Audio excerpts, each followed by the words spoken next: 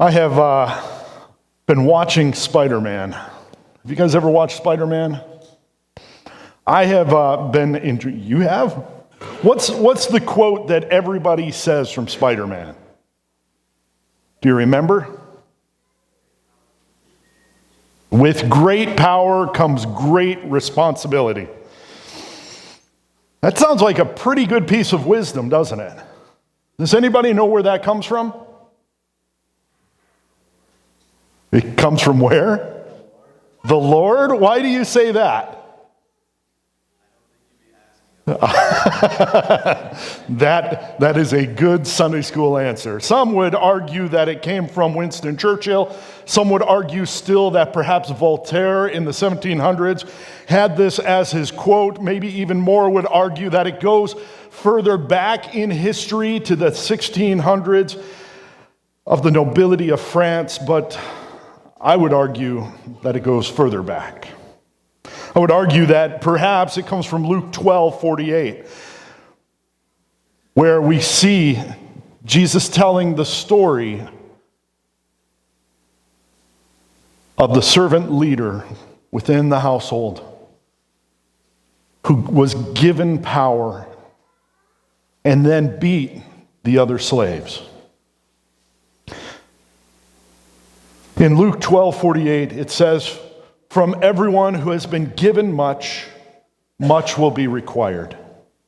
And to whom they entrusted much, of him they will ask all the more." You kind of see that similar mindset? That when you have been given much, much is expected from you.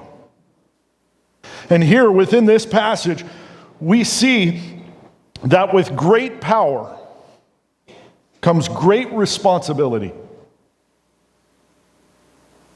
And sometimes God puts us in a position of great power and asks us to be responsible to Him.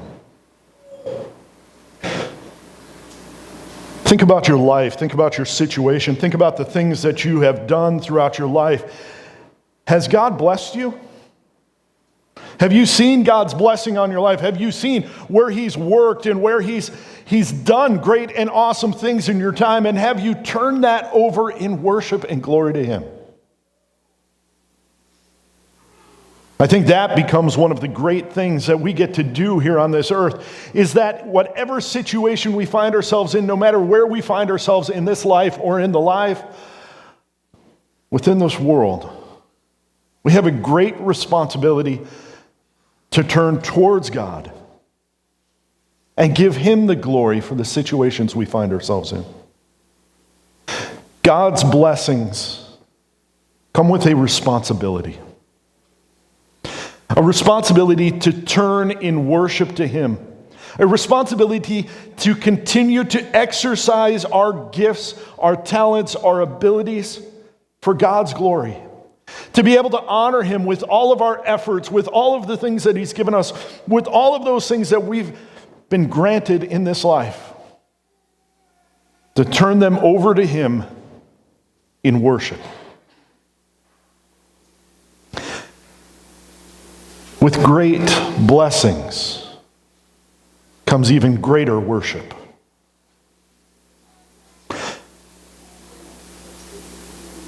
We have seen Joseph's life look like the 91 twins.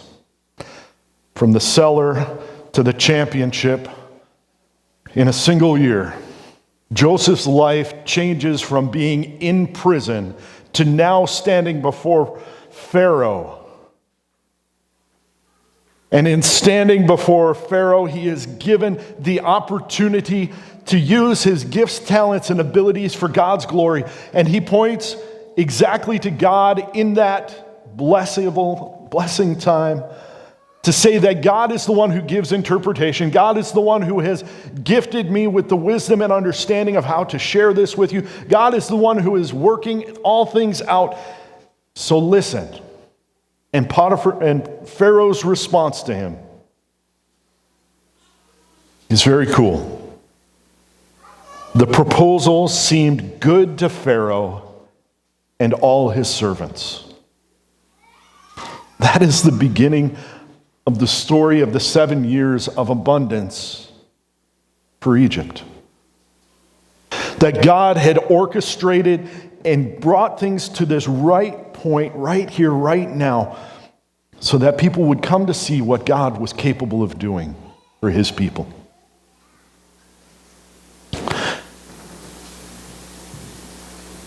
When the proposal seems good to Pharaoh, everything changes in Joseph's life in that instant. Pharaoh said to his servants, "Can we find a man like this in whom is a divine spirit?"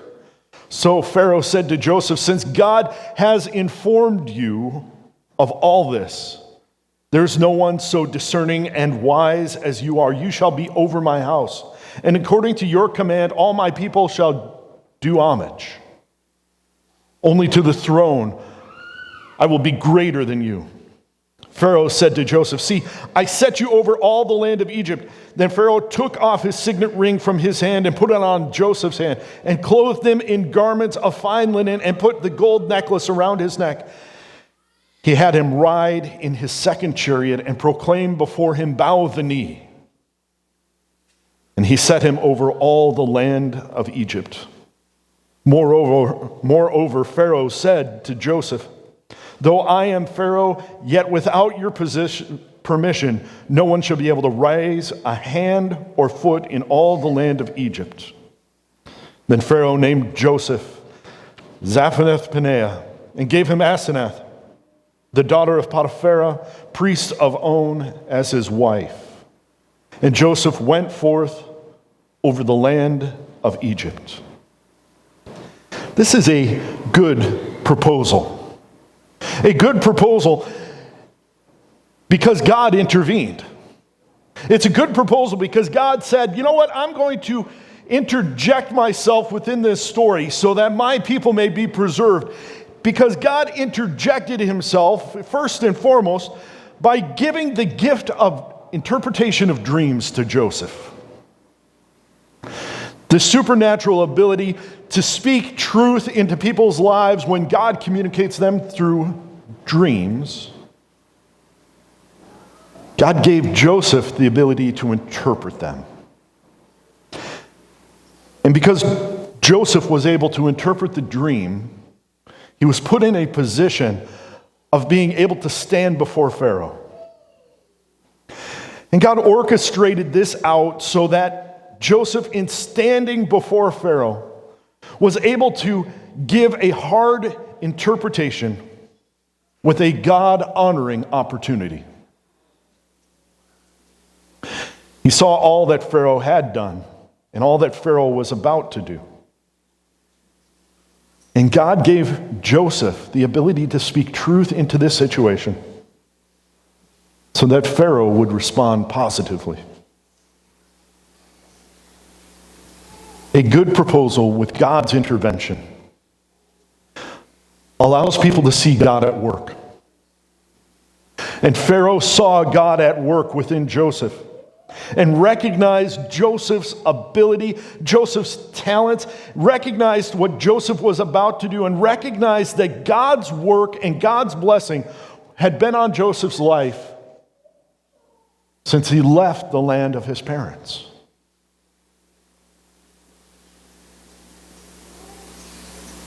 And Pharaoh spoke in front of the whole court. And he said to the people, "You, Joseph, will be head of my house." Now, this is a very Hebrew term in an Egyptian society. And there's a bit of conflict about this passage because in verse 40, it literally says that it's the house, it is the head of the house. But what we see in the following verses is that Joseph is granted the authority of a vizier within Egypt, and that's a very Egyptian term. Head of house is a very Hebrew term. And since the one who wrote down this story was speaking to Hebrews, we could see how this Hebrew term is used to communicate a position within the Egyptian government to people who had never been there. or had no history of understanding what was going on in the political, socioeconomic times of Egypt. And so this position that Joseph is put into follows the pattern of the position of the vizier. How do we know that it follows the pattern? Well, when we look at the records of the hieroglyphs of Egypt, of which we have many, and on 4 or 5 different occasions, a person is put into a position of a vizier, and it follows this same pattern, that Pharaoh would stand before his court, he would take off his signet ring and hand it to the person he was putting in a position of power and authority within Egypt. And then he would take his cloak and take it off of himself and place it upon the person. And then they would take that person and put him into the second chariot of the kingdom and make that chariot go throughout all of the land of Egypt. And people would shout, bow the knee ahead of them. It is not just Joseph that this has happened to, but 4 or 5 other people within the history and recordings of Egypt that this has occurred with. And so we see Pharaoh's installation of Joseph being done very publicly and in a place and a position at a time so that God could orchestrate things for the benefit of his people. And here we have the start of it. That the signs of office are granted to Joseph. And the second chariot taken throughout the lands. And moreover, the blessings continue. He's given a new name. And names have significant meanings within Hebrew tradition. And we don't know the exact translation of Joseph's name. There is some dispute over it. But most of them would agree that Joseph's new name, Zaphenath Paneah, would be something along the lines of God speaks or says to God, he will live or he will have life, or that living will be granted to him. Can you think about Joseph's life up to this point? From the time he was born to the time he was 17. The firstborn son of Jacob's chosen wife. The one that was waited for 14 years. And now in Jacob's old age, Jacob's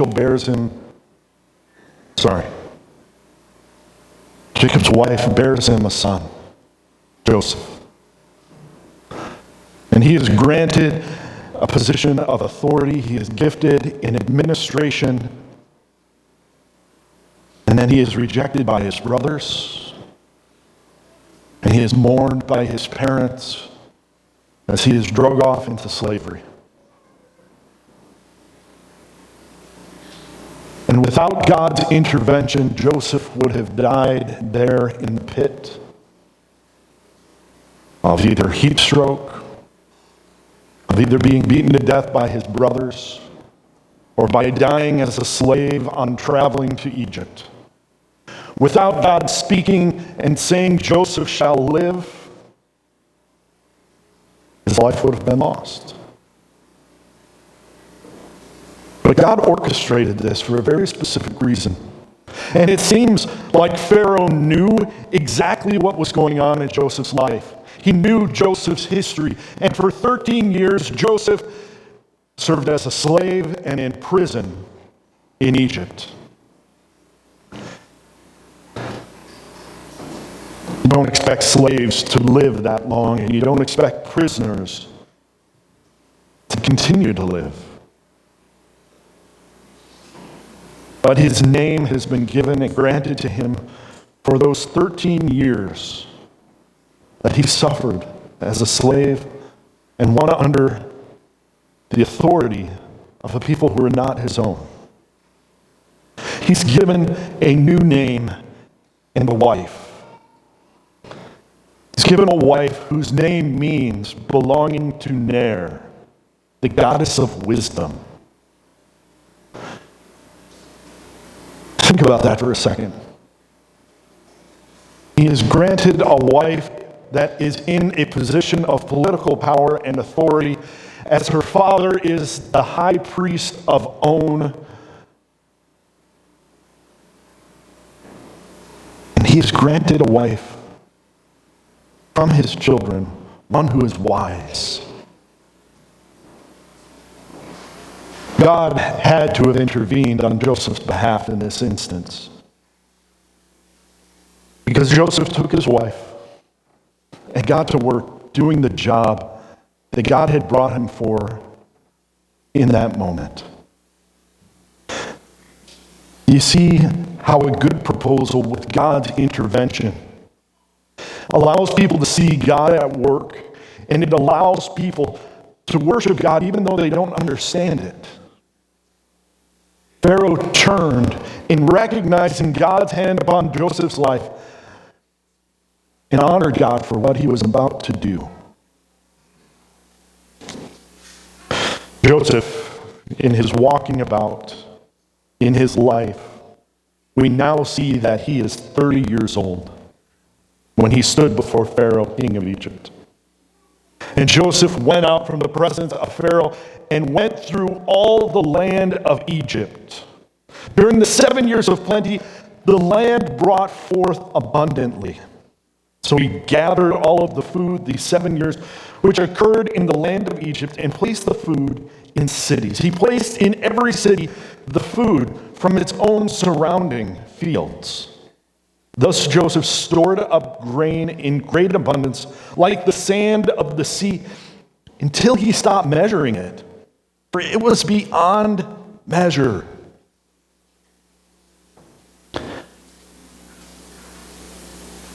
When we're given a position for God's glory, we have a responsibility to do something with it. You see, Joseph went to work. He went through all the land of Egypt. If you remember, he was granted that second chariot. He took that chariot and went about his work throughout all the land of Egypt. And as he not only surveyed the land, he laid out the plan that Pharaoh had approved of for the land of Egypt. And he spoke to the people within the surrounding cities and throughout all the land to be able to command them to set aside 20% of the coming harvest. He went about his work. He wasn't just along for the ride, but he did what God had gifted and equipped him to do. You see, he was entrusted by God with these abilities to do great and awesome things for the glory of God. Think about your life for a second. What has God gifted you in? What are the things that people say, hey, I see that person and I see God moving in your life in this way? Has anybody ever spoken that way to you? Have you ever spoken that way to someone else?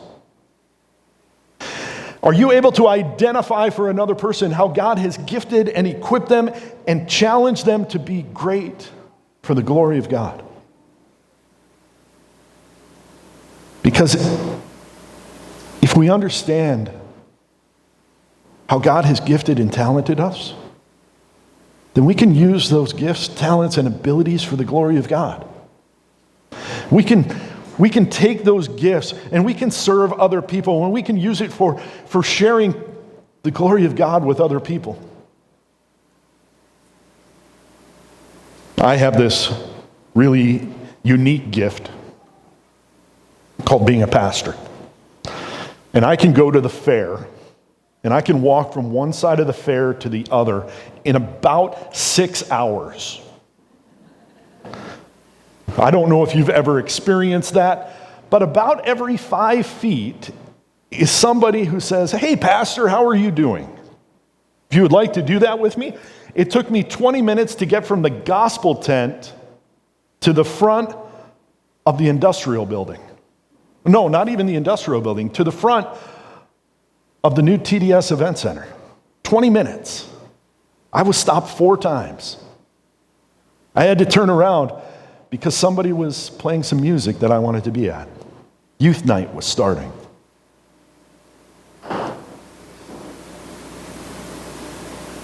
Your gift is not my gift. Praise God for that. Because there are things that you can do that I can't.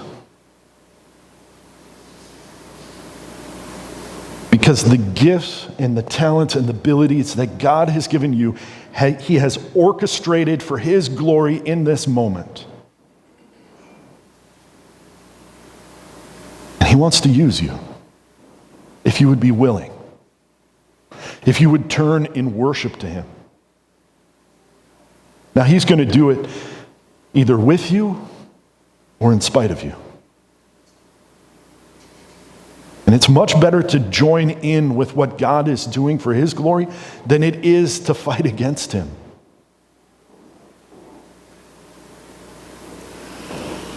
When we're given gifts, talents, and abilities for the glory of God, we need to use them and point people to Him.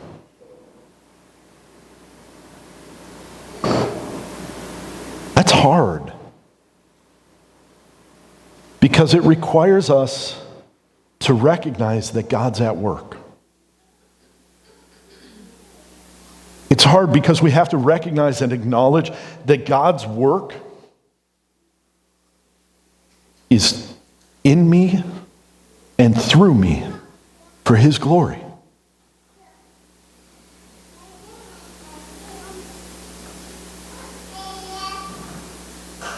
When you go about your work, we use this term at camp called taking ownership. I don't know if you've ever heard that term. I think I've talked about it once up here before. But the term is taking ownership of the job. To see it through from beginning to end. To be able to understand the totality of the scope of the work, of the opportunity that you're given, and to see it all the way through to completion. And completion is not just leaving your tools out like I do in my shop, but it's cleaning up after yourself and putting it all away and doing it well so that people can see what God is doing.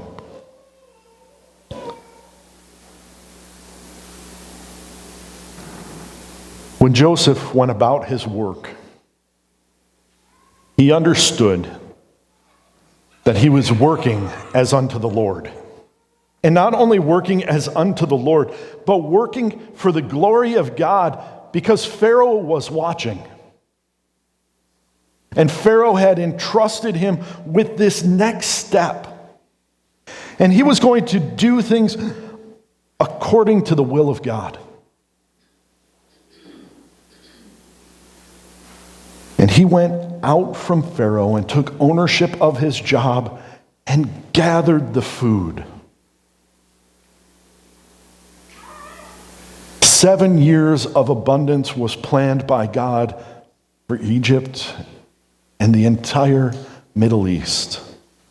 7 years, according to the plan of God. And according to the plan that was granted to Joseph in the interpretation of the dreams. With much diplomacy, we see no conflict in Joseph, although you know that there was conflict, because who would want a 20% tax on what they gathered? That's a hard situation to be in. But Joseph did his job for 7 years. He gathered the grain in great number. He brought it into Pharaoh's cities as a political and socioeconomic move so that people would have to come and speak to Pharaoh and Joseph to receive from them when the 7 years of famine came.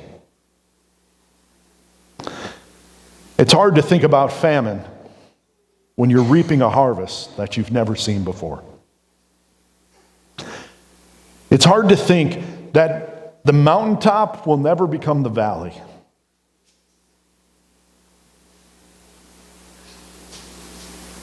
It's also hard to know when you're in the time of abundance, because it seems like normal life. You ever thought about that? Have you ever recognized that abundance?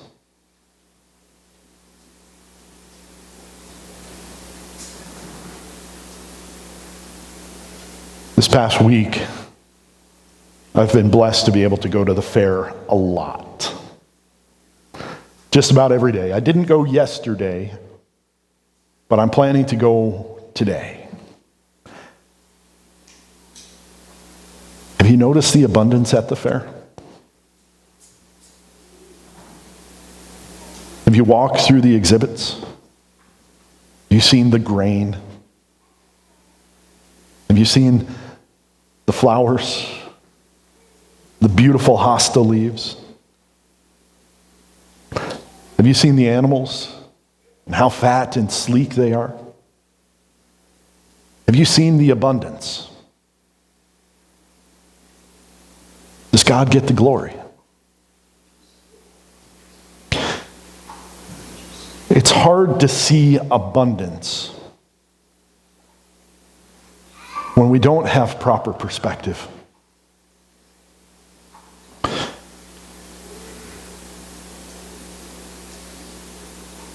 Joseph was able to see the abundance. Joseph had to stop counting the grain. Not because they ran out of numbers, but because it overflowed the cities. Imagine how many more places and positions that Joseph had to gather grain to. And the people were not burdened by that 20% tax, but that 20% tax fed the Middle East for 7 years.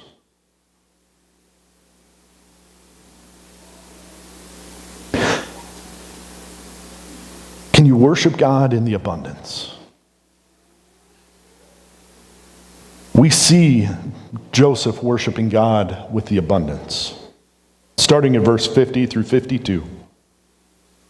Now before the year of famine came, 2 sons were born to Joseph, whom Manasseh, the daughter of Potiphar, a priest of On, bore to him. Joseph named the firstborn Manasseh, for he said, God has made me forget all my troubles in all my father's household. He named the second son Ephraim, for he said, God has made me fruitful in the land of my affliction. Before the famine began,